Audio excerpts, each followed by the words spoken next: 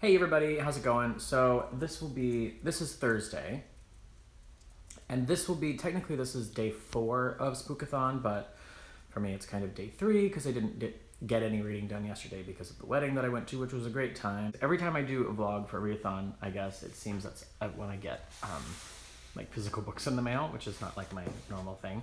So I'm excited because I got this package from my parents that is just the right size to be what I think it is, which is they told me look at the bug spray in the back and my like random saw that I bought at the store. I need to put things away when I bring them home. They said they found the last few of my Tess Gerritsen paperbacks up until Ice Cold, which I bought in hardcover, and then everything after that, which I bought in Kindle versions. I have every Tess Gerritsen book on like a mass market paperback. It's kind of exciting to have. I had books all over the country, and to have them all kind of coming together into one place is kind of cool. So I hope that's what this is, and I'm gonna find out. Yes, look at it. I just got this open. It was impossible to do with my hands full. So let's see, what do we have here? These are so tightly, perfectly packed. This is the best one, the Bone Garden, my absolute favorite. And then this looks like Bloodstream. Yeah. Oh yeah, this is about whether or not like evil is carried through the blood and like DNA or something. Okay, and then, oh, this is another copy of Gravity, great. My dad says that he has his copy, and this is not his copy because he has his copy in one place. So this, he says, was my copy, but then whose copy is this copy? So I guess I'll keep the one that's not warped. That's the beauty of mass market paperbacks, though. They're not beautiful books, and so you don't need to worry that much about them. Harvest. Yes, Harvest. This is a good one. This was like her first like thriller that was not at all romantic at all. This is about the sort of black market for organs, basically. So this is another one of those stories that she kind of ripped from her background in medical things because she's a doctor. If you've never read Gerritsen, figure in the price of electricity when you buy your first novel by her, because baby, you are going to be up all night. Stephen King. Has he read every book that was ever written and then just blurbed every single one of them?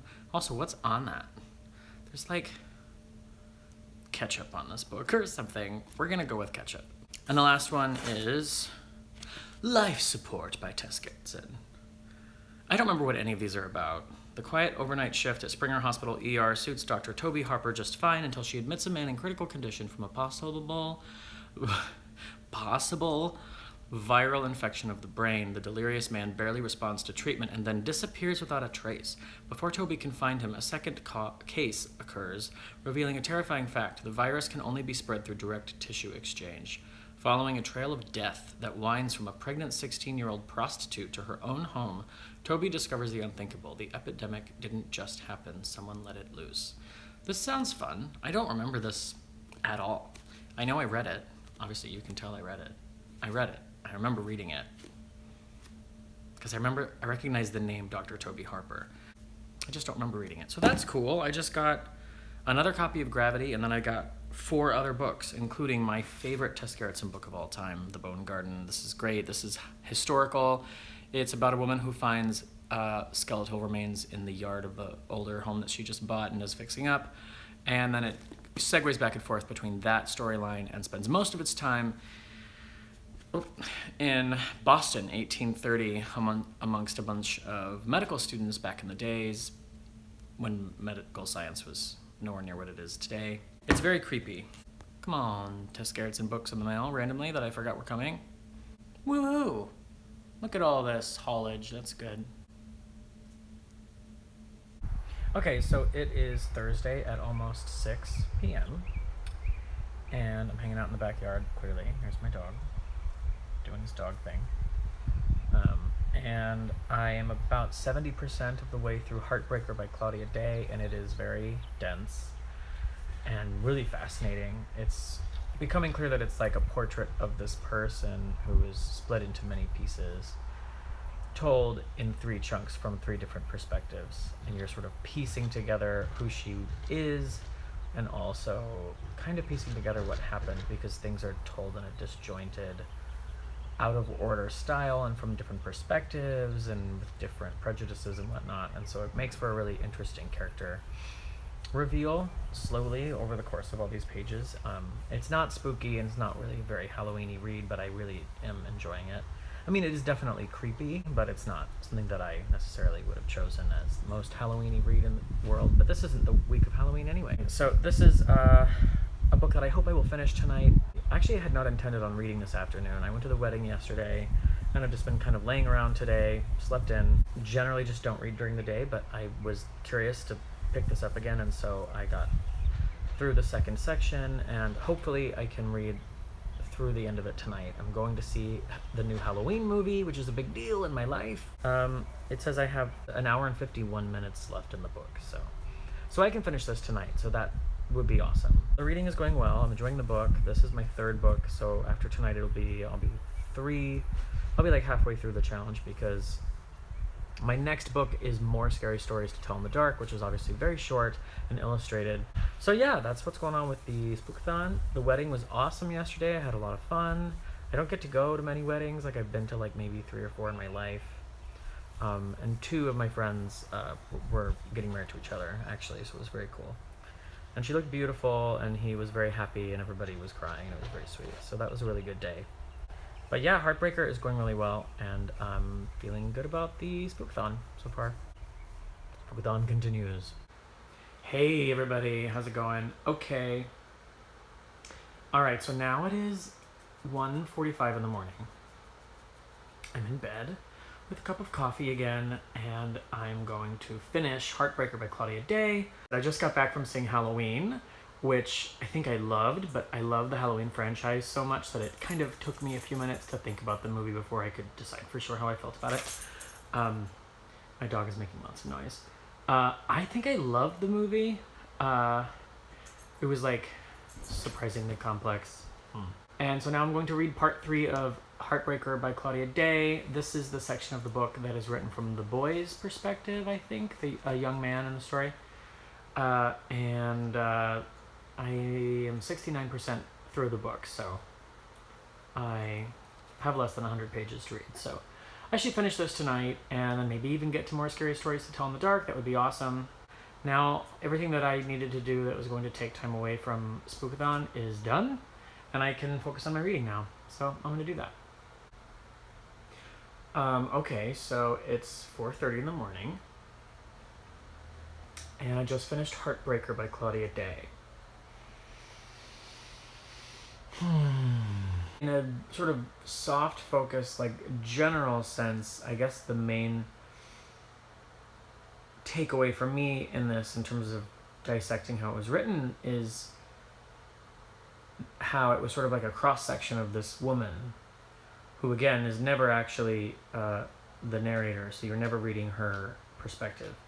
But we're learning about her. She's the focus because she's gone missing, from the perspective of 3 very different narrators, written in 3 very different styles, and they all know a bit of the story. They all know part of the story, part of the truth, and don't know other parts of it, and have prejudices and their own unique spin on things, and they have their own very different relationships to Billie Jean. I just think that was a really cool way of sort of illuminating the life of this woman.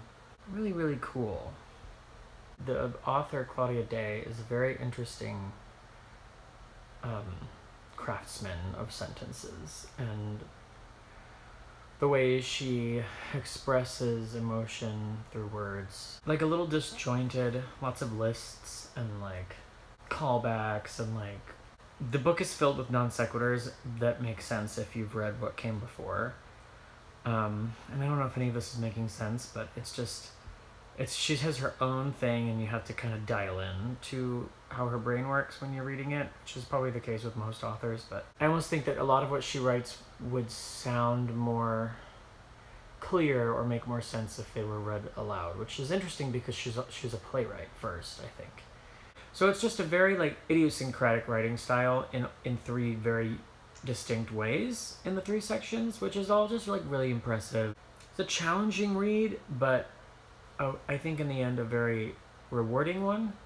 Again, I think it's one of those things that I'm glad I read it all in like 2.5 sittings instead of reading a little bit each night, because I think the book would probably seem more impermeable and strange and alien if you were to read it that way. I think reading it in large chunks like I have done allows you to be immersed in it more, and it makes it more accessible in a way. So it's very, very cool. I really enjoyed this book. And I gave it 4 stars. It was pretty easy to rate just because I felt like I really liked it. I might even say that I loved it, but I would not say that it's one of my favorite books. I don't know that it changed my life. But I really, really, really liked it and was really impressed by it. And I learned a lot from it as a reader. And I'm moved, yeah. It was just really beautiful. I really liked it.